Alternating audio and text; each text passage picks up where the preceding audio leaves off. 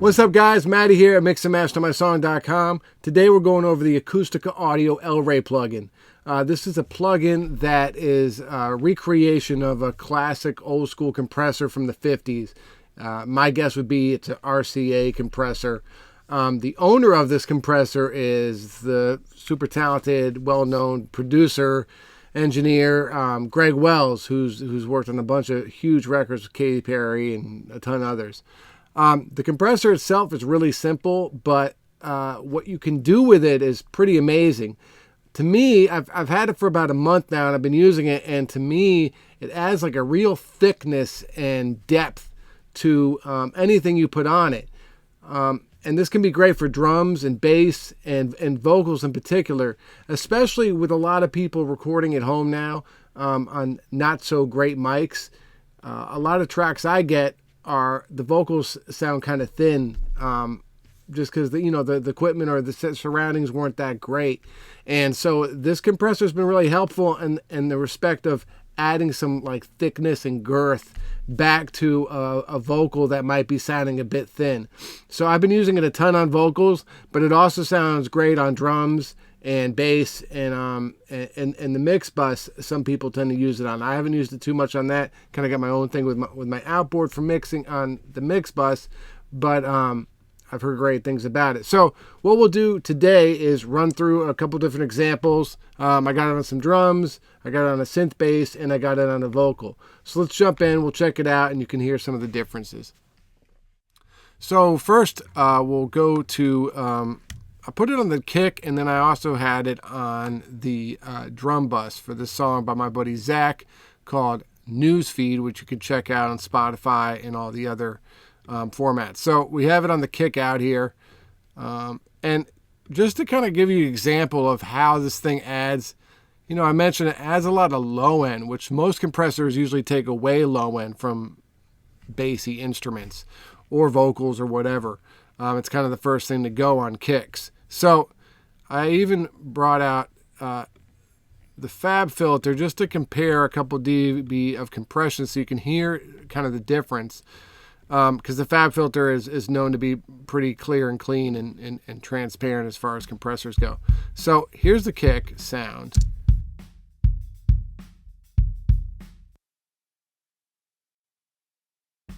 All right, and then so let's turn the El-Ray on.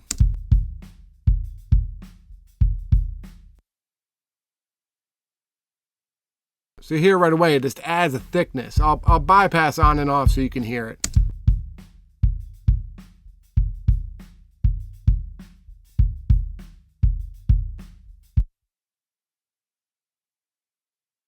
So pretty cool, right? Now check it out when we turn on and off the Pro C. You'll hear the kick actually, the low end kind of goes away and you get more top end or more click on the bass.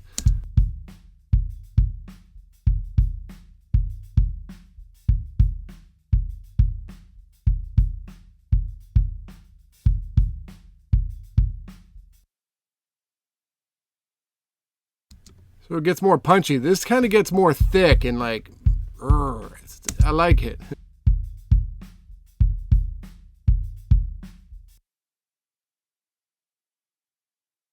So that's on the kick. It's cool just to add like maybe take a dB or two off. Nothing crazy because the release on this thing isn't super fast. But it definitely can add some serious attitude to a kick if you need it, or snare, or whatever drum you want. Another example we can go over here is, I will put it on, let me make sure, turn my bass off and my vocals off. I put it on my drum bus here, and this, you can do a couple things. You can add just some light compression, just like a dB or two, just to kind of glue the whole drum set together. Or the cool thing, that comes with this plugin is an actual mix knob, so you can do parallel compression right within the compressor. You don't have to do any other routing or anything. So let me.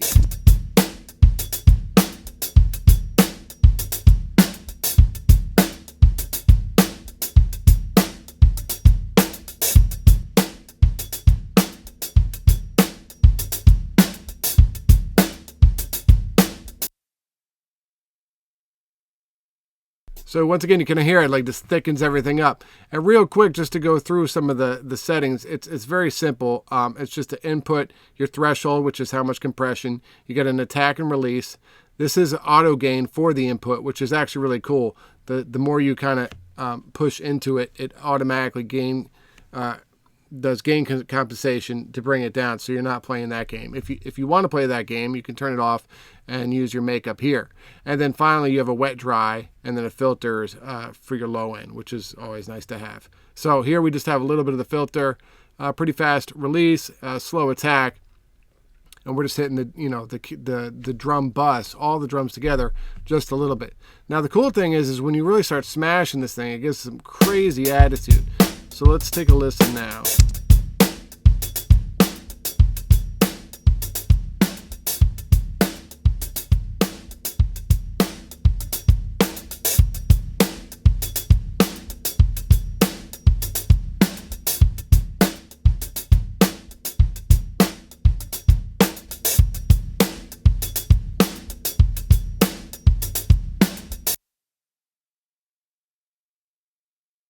Crazy, right? So now let's dial back the parallel and then just kind of blend it in together.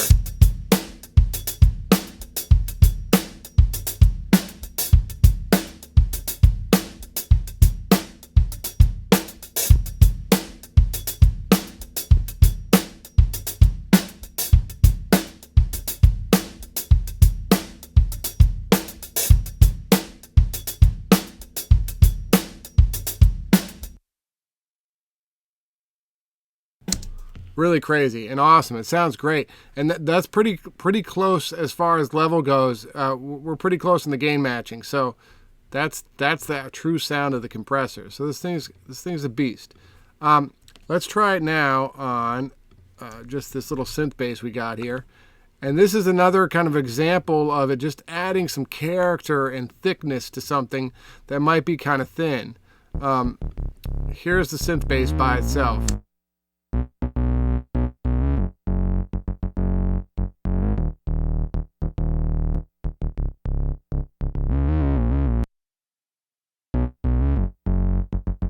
We'll turn it on.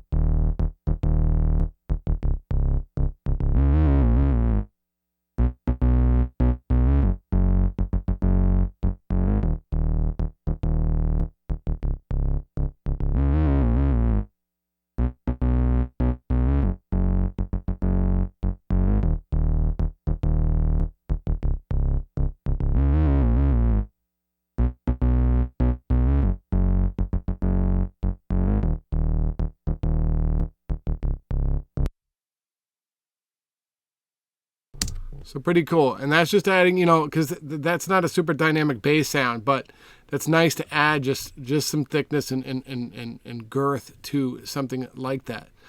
So lastly, let's check out this vocal. So this vocal is pretty well recorded, but it is a little thin sounding. And so this thing can actually really help. Let me turn this bass off.